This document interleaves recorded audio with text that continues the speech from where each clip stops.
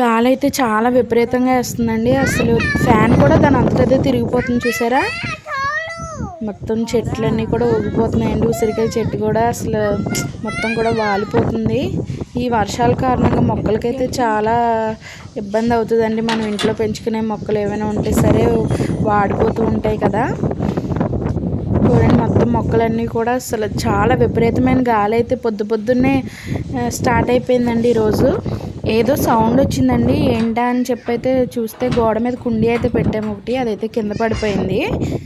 కింద పడిపోయి అసలు మొత్తం మొక్క అంతా విరిగిపోయిందండి. పువ్వులు కూడా చాలా బాగా పూసినాయి అనుకునేసరికి విరిగిపోయింది. చూసారు కదా, మొత్తం కూడా విరిగిపోయింది అనమాట.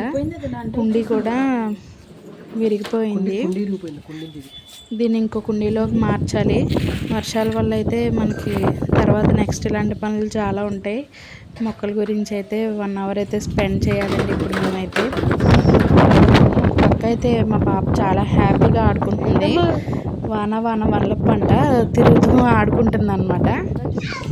వర్షం వస్తే పిల్లలకి చాలా సరదా కదా. మన చిన్నప్పుడు కూడా మనం ఇలాగే వర్షం గాలి ఏదైనా వస్తే చాలా హ్యాపీగా అయితే ఫీల్ అయ్యేవాళ్ళం కదా. ఇక్కడ లక్కీ బ్యాంబూ చెట్టు అని వేస్తున్నాం కదా, అది కూడా అయితే పడిపోయిందండి. ఎప్పుడు గాలి వచ్చినా సరే పడిపోతూ ఉంటుంది మొక్క అయితే. మీకు ఎలా ఉందండి మీ ఏరియాలో వర్షం గాలి ఎలా ఉంది ఒకసారి కామెంట్ చేయండి.